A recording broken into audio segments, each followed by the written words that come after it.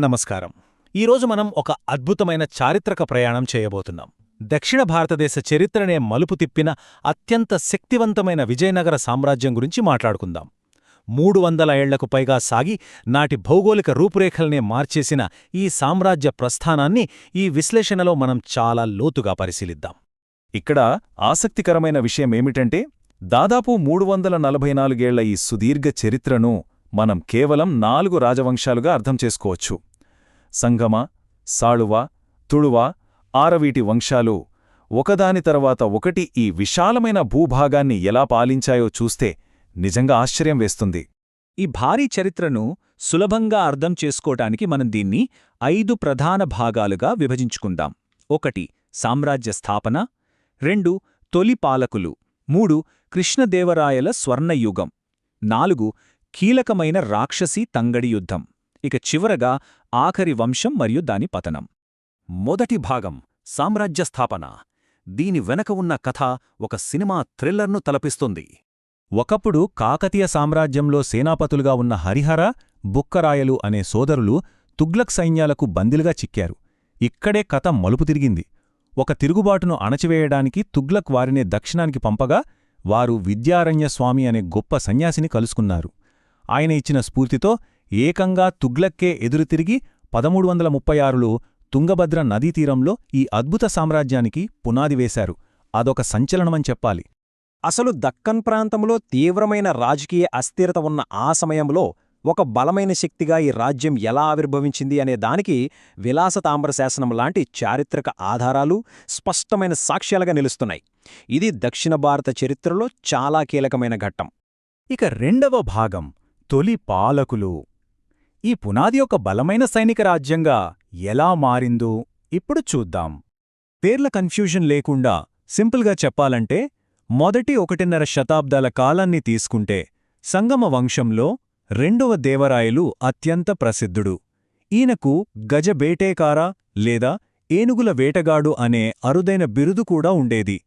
ఆ తర్వాత వచ్చిన రాజకీయ అస్థిరత వల్ల సాలువ వంశం చాలా తక్కువ కాలం మాత్రమే అధికారంలో నిలబడగలిగింది.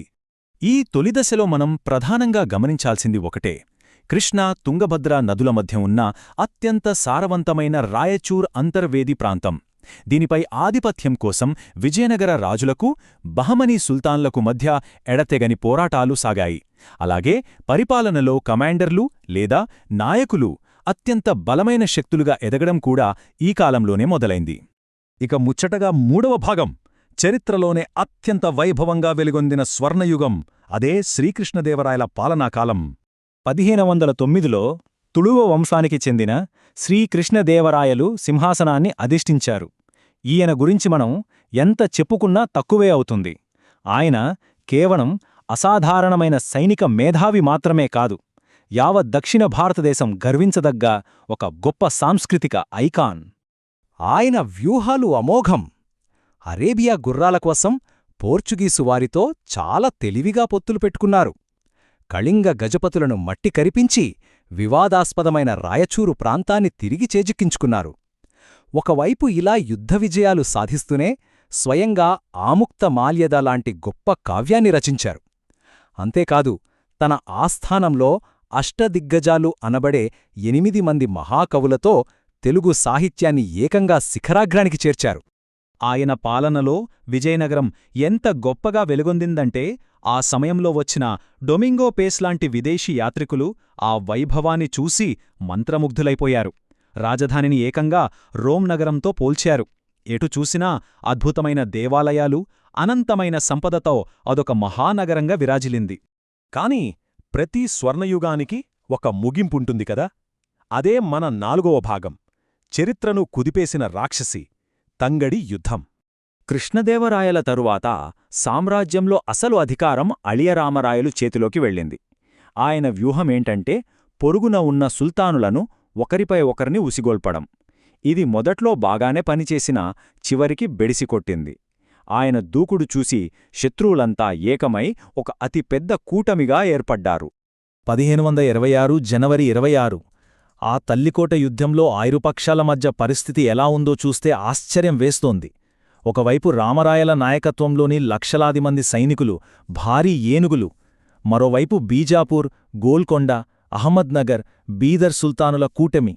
వారి దగ్గర భయంకరమైన ఆధునిక ఫిరంగులు, అత్యంత వేగవంతమైన అశ్వదళం ఉన్నాయి. ఇదొక్క ప్రాణసంకటమైన పోరు.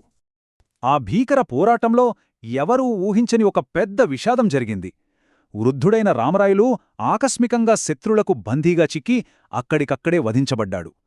కళ్ళెదుటే సేనాధిపతి మరణించడంతో విజయనగర సైన్యం పూర్తిగా స్థైర్యం కోల్పోయి చెల్లాచెదరైంది. ఇంకేముంది, ఆ గొప్ప రాజధానిని రక్షించడానికి అక్కడ ఎవరూ మిగలలేదు. ఆ తర్వాత జరిగిన పరిణామాలు తలుచుకుంటేనే భయమేస్తుంది. రాజు, మిగిలిన రాజకుటుంబీకులు ప్రాణాలు అరచేతిలో పెట్టుకుని పారిపోయారు. విజయం సాధించిన కూటమి సైన్యాలు రాజధానిలో ప్రవేశించి కొన్ని నెలలపాటు ఆ మహానగరాన్ని అత్యంత కిరాతకంగా, నిర్దాక్షిణ్యంగా ధ్వంసం చేశాయి. ప్రపంచంలోనే అత్యంత సంపన్న నగరాలలో ఒకటైన నాటి విజయనగరం నేడు మనం చూస్తున్న శిథిలమైన హంపీగా మారిపోయింది. చివరిగా 5వ భాగం, ఆఖరి వంశం మరియు దాని ముగింపు ఎలా జరిగిందో చూద్దాం. ఆ ఘోర పరాజయం నుంచి ప్రాణాలతో బయటపడిన రాజవంశీకులు దక్షిణంగా పారిపోయి ఆరవీటి వంశాన్ని స్థాపించారు. పెనుగొండ, ఆ తర్వాత చంద్రగిరి, వెల్లూరు, ఇలా రాజధానులు మార్చుకుంటూ సామ్రాజ్యాన్ని నిలబెట్టడానికి చాలా శ్రమించారు. కాని 1 శతాబ్దం పాటు జరిగిన అంతర్గత పౌరయుద్ధాలు, తిరుగుబాట్లతో వారి అధికారం మెల్లమెల్లగా కరిగిపోయింది. అలా 1675 నాటికి ఆ గొప్ప విజయనగర సామ్రాజ్యం పూర్తిగా కనుమరుగైపోయి ఒక చరిత్రగా మిగిలింది. దక్షిణ భారత ద్వీపకల్పం యొక్క సంస్కృతి, కళలు మరియు నిర్మాణ శైలిని అంతలా ప్రభావితం చేసిన ఒక అద్భుతమైన 300 ఏళ్ల సుదీర్ఘ శకానికి ఇది ముగింపు పలికింది. చివరగా మిమ్మల్ని ఆలోచింపచేసే ఒక ప్రశ్న అడుగుతాను. సంస్కృతి, ఆర్థిక వ్యవస్థ, సైనిక శక్తి, ఇలా అన్ని రంగాల్లో సాటిలేని శిఖరాలను చేరుకున్న ఒక మహాసామ్రాజ్యం కేవలం ఒక మధ్యాహ్నం జరిగిన యుద్ధంతో అకస్మాత్తుగా ఎలా కుప్పకూలిపోయింది? రాజకీయ అహంకారం, అతివిశ్వాసం ఎలాంటి అనూహ్య పరిణామాలకు దారి తీస్తుందో చెప్పటానికి ఇంతకంటే గొప్ప చారిత్రక పాఠం ఉంటుందా? ఆలోచించండి.